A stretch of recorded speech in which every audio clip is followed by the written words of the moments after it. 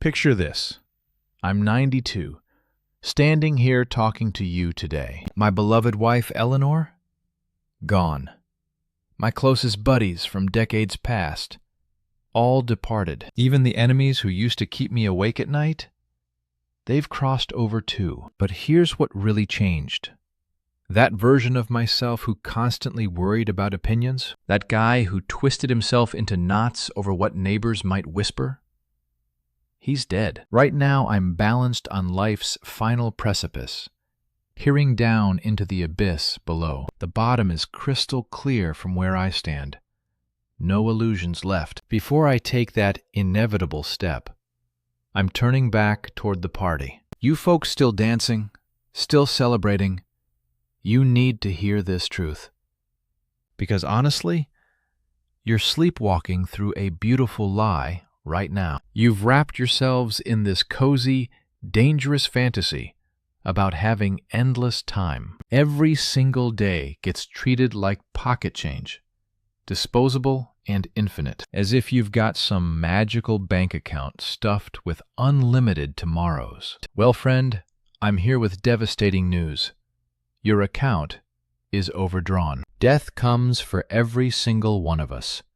No exceptions, no negotiations. Sure, your brain understands this concept intellectually, academically even, but your heart, your gut, they haven't felt mortality's icy blade yet. If that cold reality truly penetrated your soul, everything would change instantly. Your entire existence would transform if you genuinely grasped this truth. Let me paint you a picture of my buddy Jack. Brilliant guy. This was 1968. Jack outshined me in every possible way. Sharper mind, movie star looks, bank account that made mine look pathetic. This man was an absolute predator in the business world.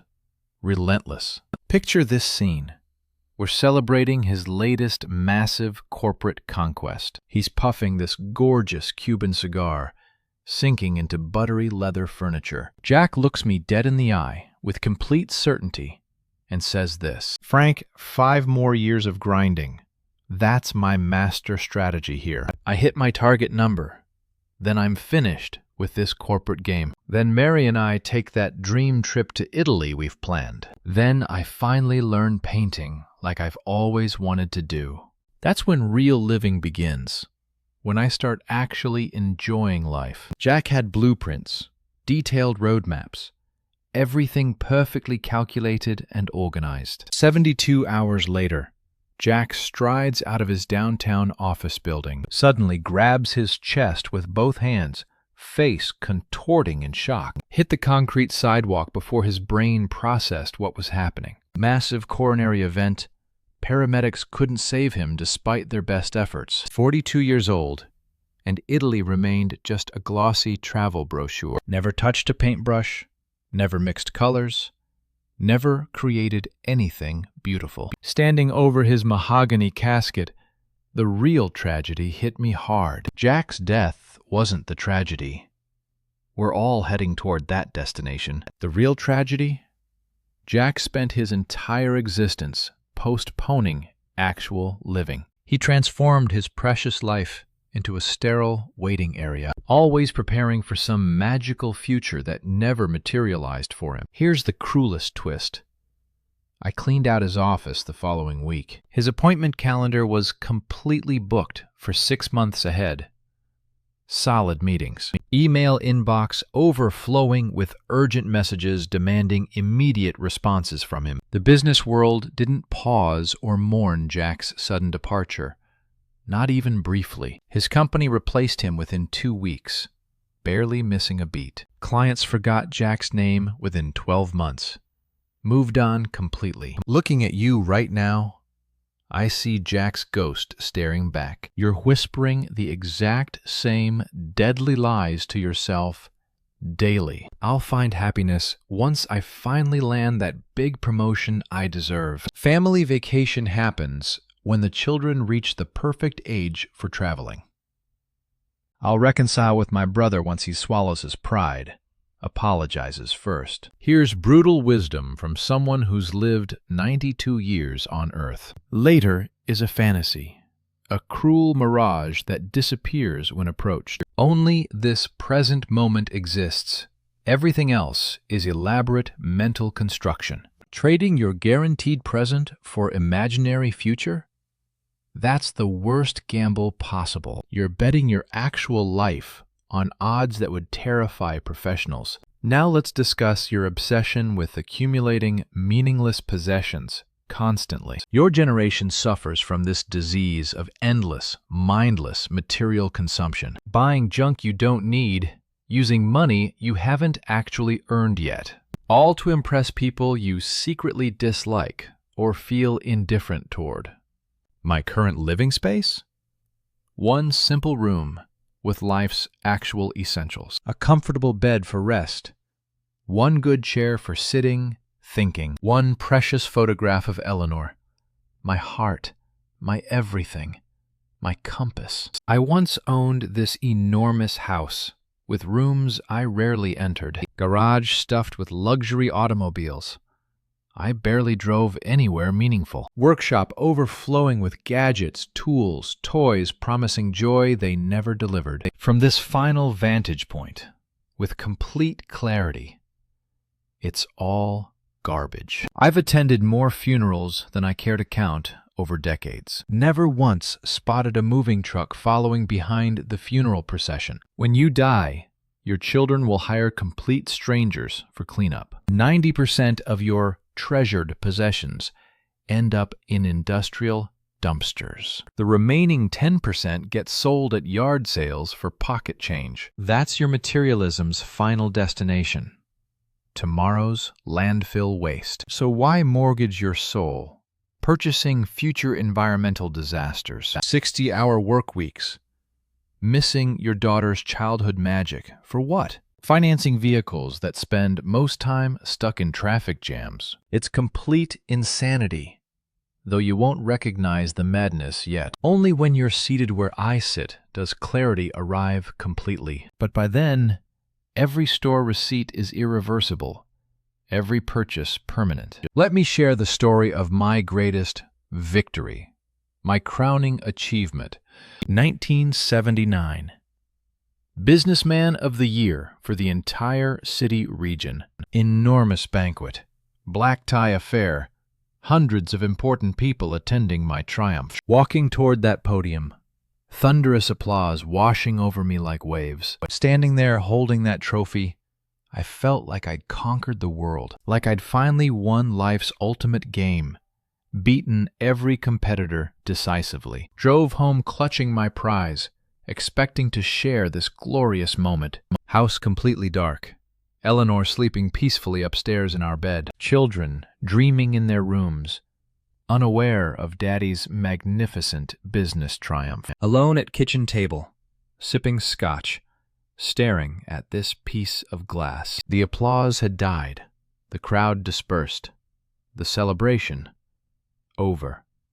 Forever. Those dinner guests didn't care about Frank the human being, only Frank the useful. They wanted what I could provide them, not genuine friendship or connection. Meanwhile, upstairs, slept the people who actually loved me unconditionally. I'd neglected them for months, chasing this meaningless piece of crystal. Missed my son's championship games to stay late strategizing, networking, grinding. Skipped our anniversary dinner to finalize some merger I can't remember. For what ultimate purpose?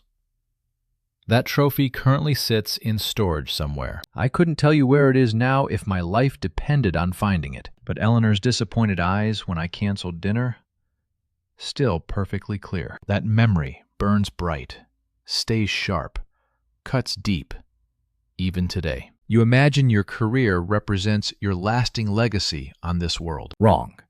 It's simply a transaction, exchanging life hours for money. Hours you'll never recover, never experience again, gone forever into someone else's profit. Building castles for kings who forget your name before your funeral. If you collapsed today, Your position would be posted online immediately. Before your obituary runs in the newspaper, your replacement starts orientation. Never worship at your career's altar. It offers no love in return. It won't hold your trembling hand when life's final lights dim. So what actually matters? When money proves fake, careers become traps, possessions turn garbage. I'll tell you the secret. Only what you gave away stays with you. The love you shared, precious time you invested, real human connections you built. Sitting here now, I don't replay business negotiations or corporate victories. I replay Sunday mornings with Eleanor, coffee cups steaming, newspapers shared, my daughter's infectious laughter when she was 3. Pure joy personified. Helping a stranded stranger push his car from deep snowbank. Simple kindness. That's the only real wealth that exists. The only currency that matters. Here's my challenge. My no-nonsense strategy for your remaining years. First, execute your ego completely. Bury it deep. Let it rot. You're paralyzed by fear of appearing foolish to strangers who don't matter. Won't start that business burning inside you. Won't ask out your dream person. Why this self-imposed prison? Because you dread their meaningless judgment. Let me liberate you completely. Nobody's actually watching your performance. They're all too busy obsessing over their own perceived failures and shortcomings. You're the main character, only inside your own mental theater production. To everyone else, you're background music. Barely audible. Easily ignored. Stop letting imaginary judgment freeze you into permanent inaction and regret. Their opinions will decompose in graves right alongside their bones. Second strategy. Practice the last time awareness. Ancient Stoic wisdom. This technique will revolutionize how you experience every single moment. Before doing anything, remind yourself this could be the final time. Someday you'll lift your child for the absolute last time ever. One final kiss with your spouse, though neither knows it's the ending. Your last cup of morning coffee. Final taste of that familiar comfort. You can't know when that final moment arrives for anything you love. Could be 10 years away, could be this afternoon. Timing remains mysterious. Living with this awareness transforms everything into precious gold. You'll actually taste the coffee instead of unconsciously consuming it. Hold every hug longer, tighter, with complete presence and gratitude. Third strategy. Wake up from your self-imposed digital coma immediately. I'm 92. Back aches constantly. Eyes dim with age's burden. But you possess life's golden ticket. Health, youth, infinite possibility. And you're wasting it scrolling through manufactured digital distractions. Numbing yourself when you could be fully alive. Fully present, fully engaged. Stop this madness immediately. Step outside. Breathe real air. Feel wind against your skin. Notice clouds painting the sky differently today. Call your mother right now. Her voice won't be available forever. Forgive your enemy, not for them, but for your own freedom. You don't have time carrying hatred's crushing luggage another step further. Death awaits every single person. It's our only universal guarantee. But most people never actually live. They just exist in comfortable numbness. They choose safety, comfort, predictability over authentic living experience. Then they expire without ever truly experiencing life's magnificent offerings. Don't become Jack. Don't postpone living for some perfect 5-year plan. Taste the expensive food today. Buy the plane ticket this afternoon. Say, I love you first.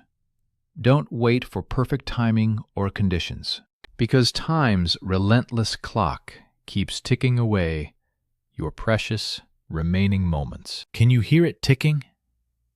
That's your irreplaceable life running out. Don't let your life's hourglass empty without meaning, purpose, connection, joy. I'm exhausted now. Shared everything this old heart needed to say. Go live authentically, fully, completely, starting right this very moment.